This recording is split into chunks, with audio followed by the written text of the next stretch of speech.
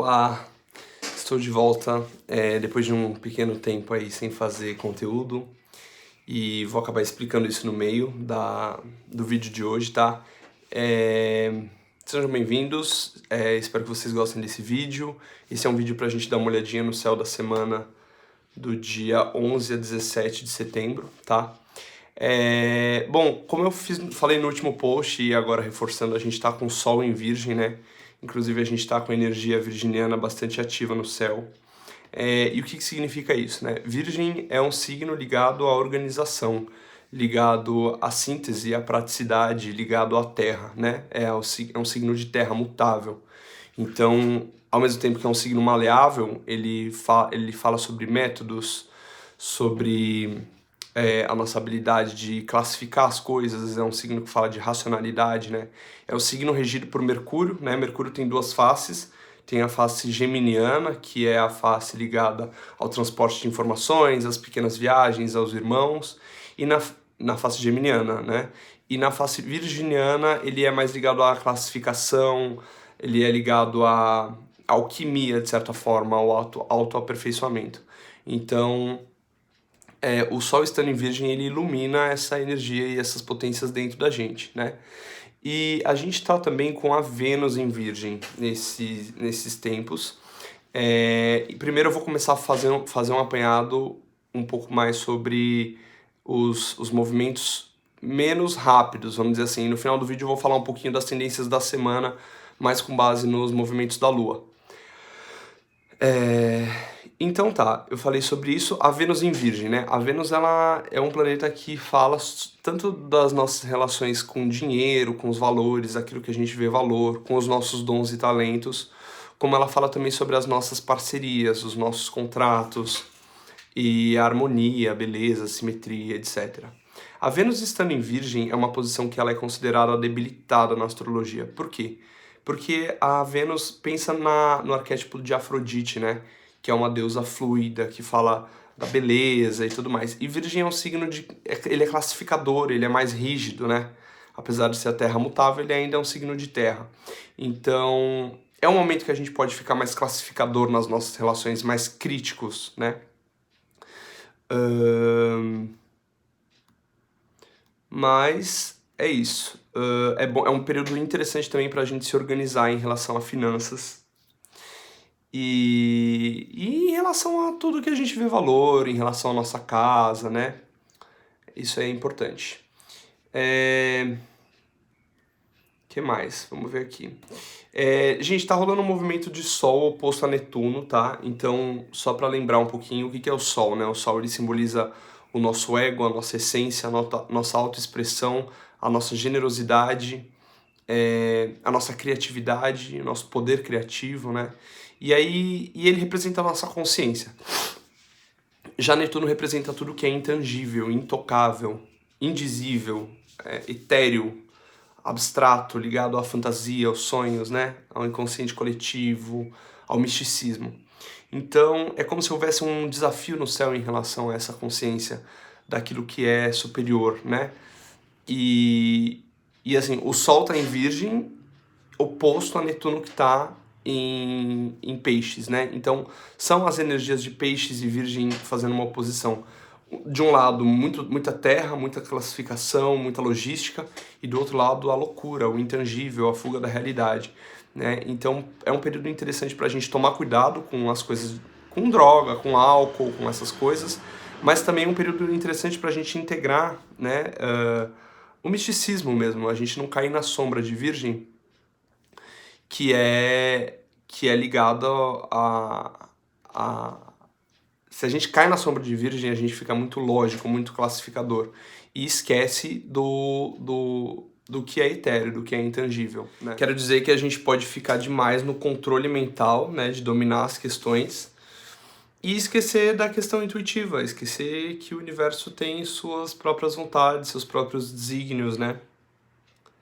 E um insight que é interessante também, Netuno, ele representa os nossos sonhos, né? Aquilo que está latente, de certa forma.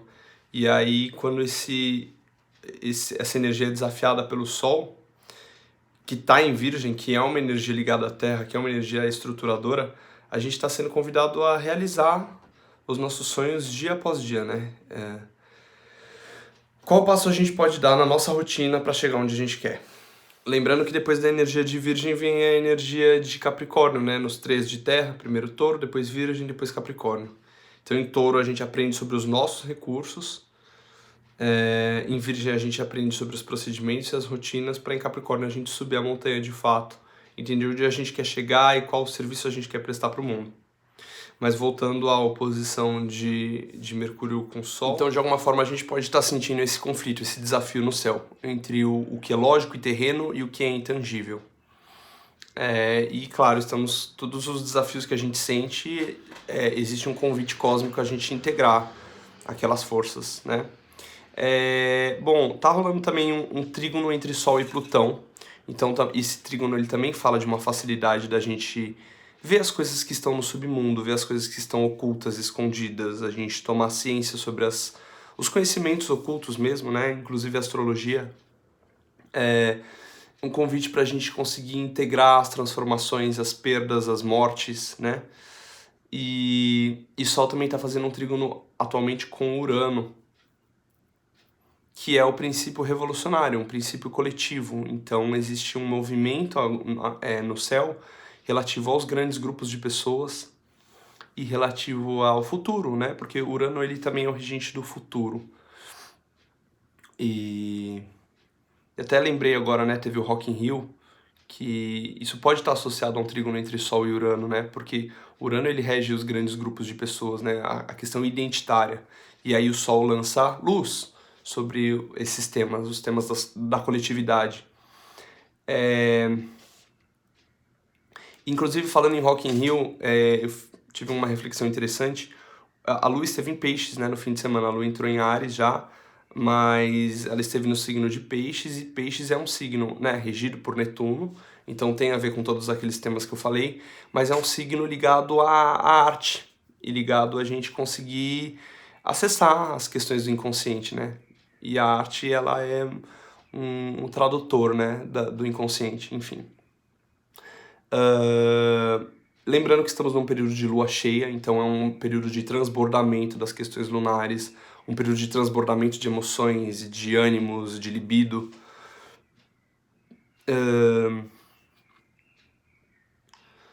Estamos também com um período de Mercúrio retrógrado, o temido Mercúrio retrógrado voltou, né? A gente precisaria também desmistificar um pouquinho a questão do Mercúrio retrógrado, porque todos os planetas retrogradam, menos Sol e Lua. E as retrogradações, elas têm a ver com revisões nos assuntos dos planetas e dos signos, né? Então, o que significa Mercúrio retrógrado? A gente pode olhar realmente como uma certa dificuldade nas comunicações, uma certa facilidade da gente cair em mal entendido, e a gente não se fazer entender direito.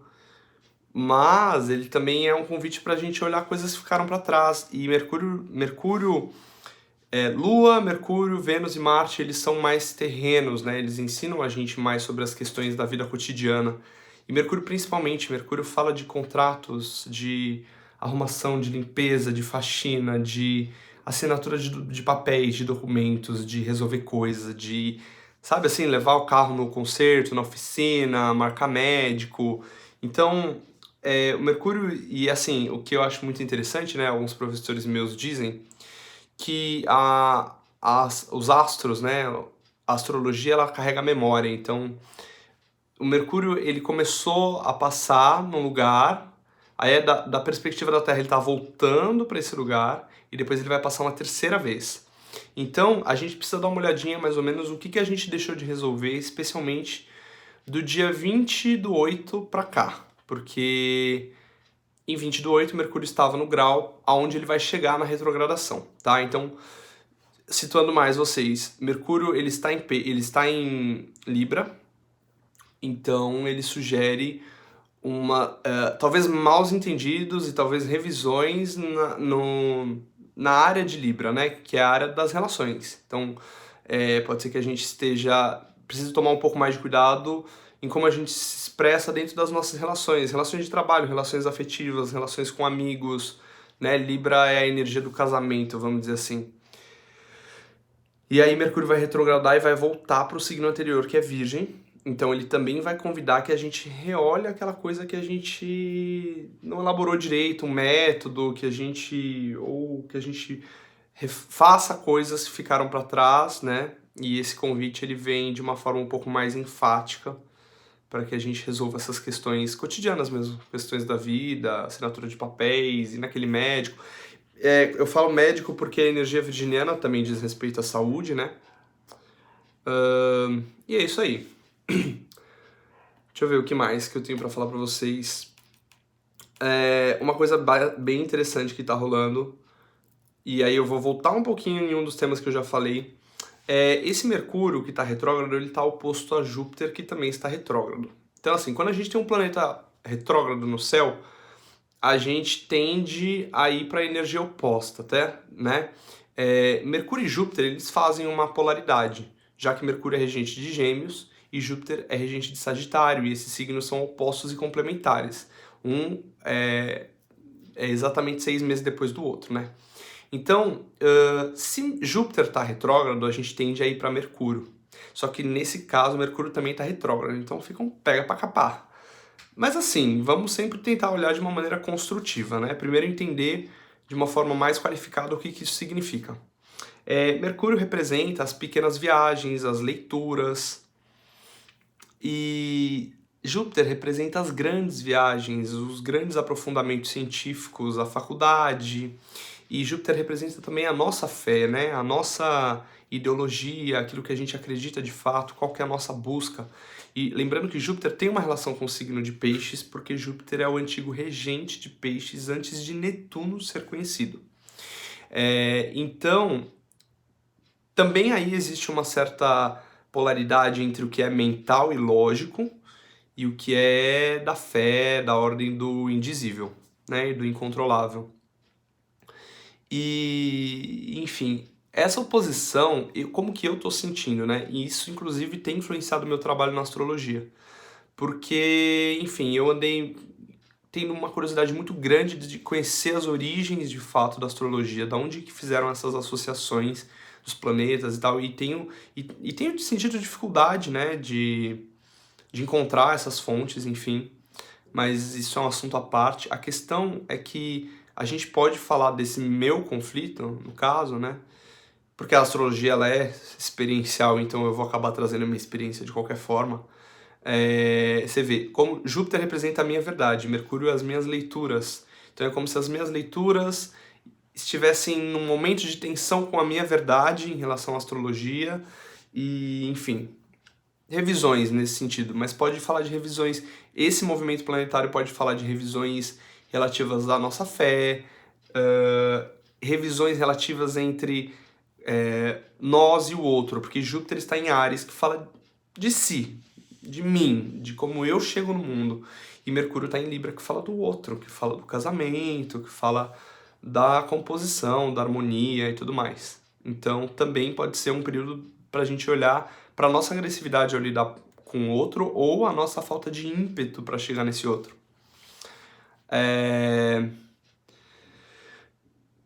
É isso aí, gente. Outra coisa que eu gostaria de falar, que tá rolando no céu, então eu ainda tô nos movimentos mais lentos, tá? Depois a gente vai entrar um pouquinho mais na temática da semana. Vocês perceberam que eu troquei de roupa, né? É um outro dia de fato. Ontem eu estava um pouco sem carisma para fazer esse vídeo. Hoje eu já tô mais animadinho. E vamos seguir. Espero que não fique muito louco aí pra entender. Gente, tá rolando um outro movimento que é Saturno quadrando Urano. Que na verdade é Urano quadrando Saturno, porque os planetas mais lentos quadram os mais rápidos e Urano é mais lento que Saturno. Então, o que significa isso, né? A gente pode olhar para os dois lados. A gente pode olhar como um endurecimento em relação ao futuro, porque Urano representa o futuro e Saturno representa o endurecimento. Falei certo? Saturno representa o endurecimento, Urano representa o futuro. Então, talvez seja um período de elaborar como que a gente vai construir esse futuro. Inclusive, os dois estão super ligados, né? Porque os dois, Na astrologia moderna, Saturno é o corregente de Aquário. Na astrologia antiga, Saturno era o regente de Aquário porque não se conhecia Urano. Os 3 últimos do sistema solar, eles não eram conhecidos, né? E como a astrologia vem de muito tempo antes disso, os signos eles eram associados a outros planetas. Então, existem outras facetas de alguns planetas que hoje são considerados os corregentes. Enfim. Então, essa quadratura, ela fala sobre essa dificuldade da gente chegar nesse futuro. Tá, a gente quer ser louco e quer revolucionar, mas como? O que a gente vai construir? E qual é o foco que a gente tem que dar para chegar na revolução que a gente precisa? Só que esse movimento planetário, ele também pode falar de estruturas sendo sacudidas, porque Saturno representa as estruturas e Urano representa as reviravoltas e as revoluções e aquilo que é abrupto e imprevisto. E também esse movimento pode falar da gente integrar a nossa loucura e genialidade à realidade e estruturação. Então é mais ou menos o que eu falei, a gente quer um futuro e Urano pode representar também a loucura do ponto de vista do futurismo, é aquele gênio que ninguém entende. Isso está associado com a energia de Urano, né? E aí é um convite do cosmos, porque esses dois eles estão meio que brigando no céu. Esse é um movimento lento, tá? Então ele vai influenciar uma época e uma geração. Um é planeta transgeracional, que é Urano, e Saturno é um planeta social. Então são movimentos aí a longo prazo, diluídos, sentidos por todo mundo, mas que a gente pode se examinar para ver como que isso funciona dentro da gente.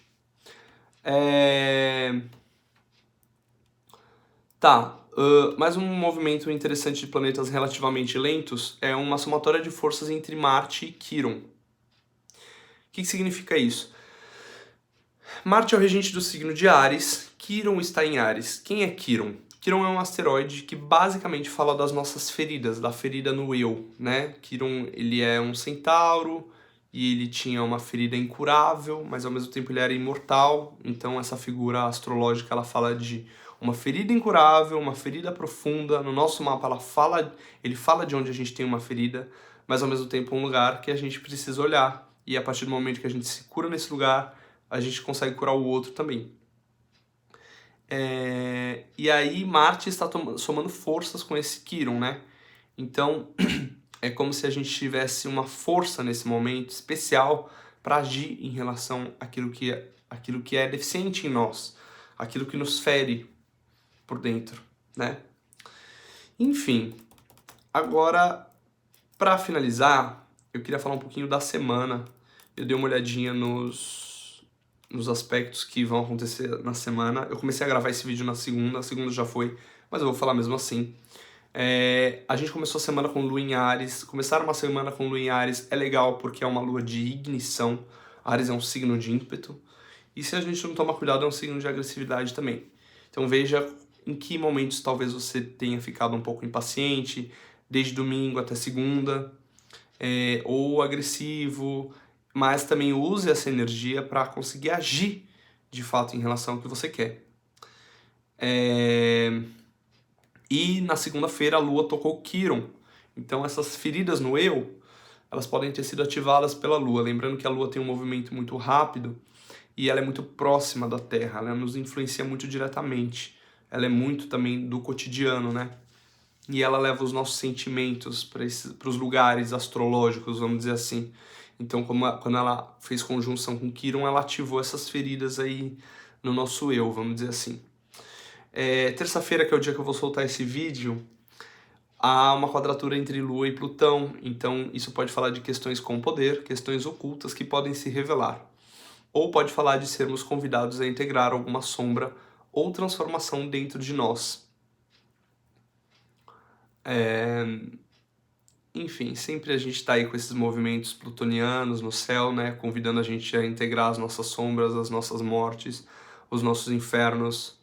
E eu acho que também é interessante a astrologia porque a gente começa a entender que faz parte, a sombra faz parte, a sombra precisa ser integrada e a sombra é a nossa oficina de transformação, de fato, né? Na quarta-feira, vão anotando aí, tá? As minhas dicas, depois vocês me avisam se tá fazendo sentido. E eu vou avisando vocês também a respeito dessa minha busca científica nova. Porque eu tô muito intrigado, gente. Tô super intrigado e eu acho que se a gente pega as coisas que nos angustiam de uma forma construtiva, a gente vai atrás de descobrir novas coisas, né? Falando em Júpiter e oposto a Mercúrio, etc.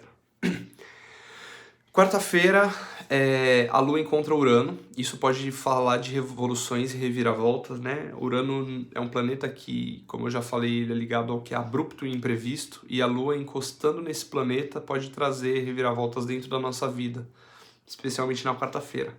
E a Lua ela também faz uma quadratura com Saturno, então pode ser que a gente esteja um pouco mais mole para agir em relação ao que a gente quer construir na quarta, tá? A quinta-feira pode ser um bom dia para a gente integrar bem a nossa intuição, porque a Lua vai fazer trígono com Plutão, Netuno e Sol. Então, a Lua em trígono com o Sol, por exemplo, vai falar da gente conseguir olhar com clareza para os nossos sentimentos. Com Plutão, vai falar sobre a gente conseguir deixar para trás e coisas que precisam ser deixadas para trás e integrar as questões ocultas e as mortes pelas quais a gente precisa passar e precisou passar. E a Lua em trígono com Netuno vai falar de a gente integrar a nossa intuição, os nossos sonhos, os nossos feelings. Netuno é um planeta de água ligado a esses sentimentos, essas questões metafísicas, né? Tanto Urano quanto Plutão. Desculpa, tanto Netuno quanto Plutão. Sexta-feira, a Vênus ela vai fazer uma quadratura com Marte, tá? Lembrando que a Vênus ela pode falar das nossas relações e dos nossos valores e do nosso dinheiro. E Marte pode falar de agressividade, de ímpeto. Então é bom a gente tomar um certo cuidado com a agressividade, com entrar em brigas desnecessárias, especificamente na sexta. E impulsividade nas questões relativas a dinheiro e nas relações. Então tomar um certo cuidado com esse tipo de tema, com essa impulsividade em relação aos nossos dons e talentos, ao nosso dinheiro, às nossas relações no geral. E aí no sábado a gente entra em Lua minguante em Gêmeos. A Lua minguante ela vai falar de um período da gente... Ela está relacionada com o período da menstruação da mulher, né? Então, o período minguante é o período em que aquilo que não frutificou ser descartado, né? Então, a Lua minguante em Gêmeos ela vai falar pra gente olhar pra nossa... com racionalidade, com... senso analítico mesmo, né? Com lógica, pra gente olhar o que não faz mais sentido e deixar pra trás. E conseguir falar também, né? Gêmeos é uma energia ligada à fala, então conseguir falar sobre aquilo que a gente quer deixar pra trás nas nossas relações, na nossa vida. Lembrando que a palavra tem muita força, né? Então é bom a gente verbalizar também o que a gente quer deixar pra trás. Beleza? Boa semana pra vocês, espero que vocês tenham gostado do vídeo, mandem notícias e até o próximo.